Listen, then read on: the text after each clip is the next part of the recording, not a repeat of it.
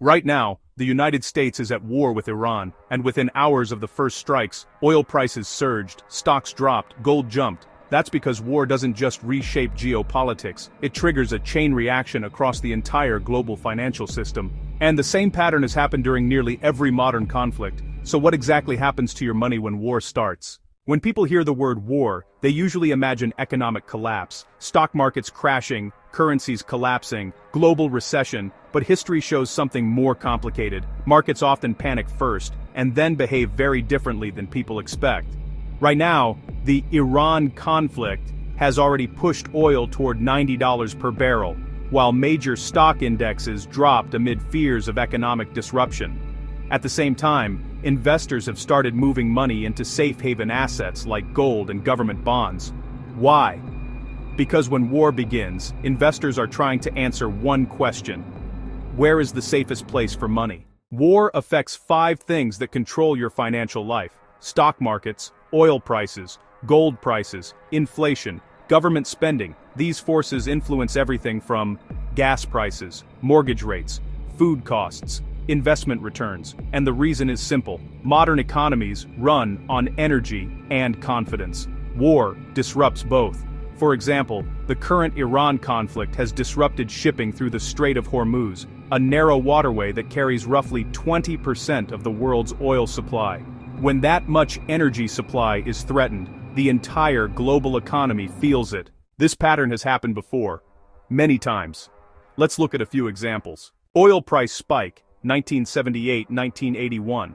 After the Iranian Revolution in 1979, oil production dropped and global supply shrank. Even though the actual supply fell only about 4%, panic in oil markets caused prices to more than double within a year. The result? Global inflation surged and many economies entered recession. Newsrooms worldwide warned of soaring prices and recession risks as layoffs mounted and consumers cut back. Central banks scrambled, businesses tightened budgets, and households felt the squeeze day by day.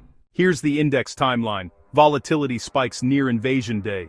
Before the invasion, markets were extremely volatile. Investors feared a long conflict, but once the war actually started, markets stabilized and began recovering. Because uncertainty, not the war itself, often causes the biggest market panic. Gold versus stock market after 9/11. After the September 11 attacks, stocks dropped sharply, but gold surged as investors rushed into safe assets. Within months, the stock market began recovering as wartime spending boosted parts of the economy. Defense production ramps up as factories and logistics accelerate.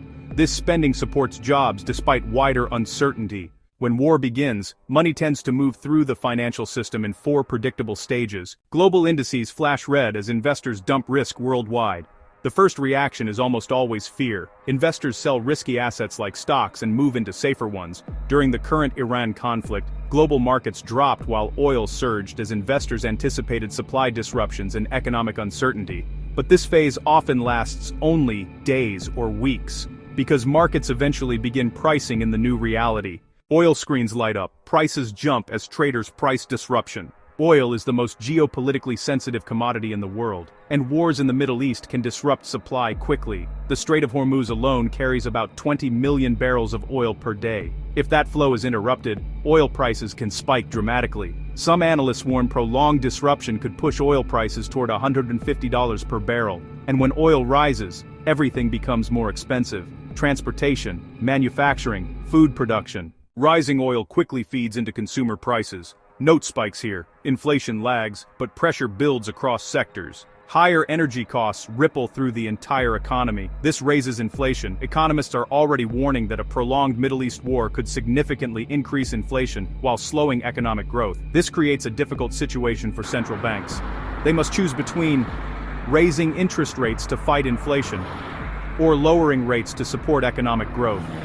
Either decision can impact your savings and investments. Military outlays surge versus GDP during wartime spikes. Budgets expand rapidly. Wars are incredibly expensive. Governments typically fund them through borrowing, taxes, money creation.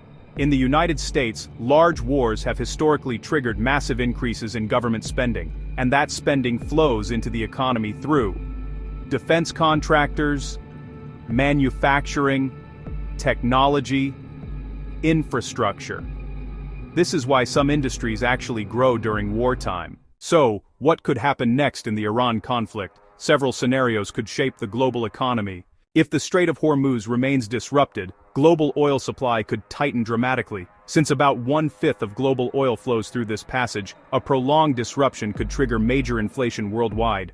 Higher energy prices often create a dangerous combination: rising inflation and slowing economic growth. Economists sometimes call this stagflation. During uncertainty, investors often move money into assets considered stable. Historically, this includes gold, U.S. Treasury bonds, the U.S. dollar.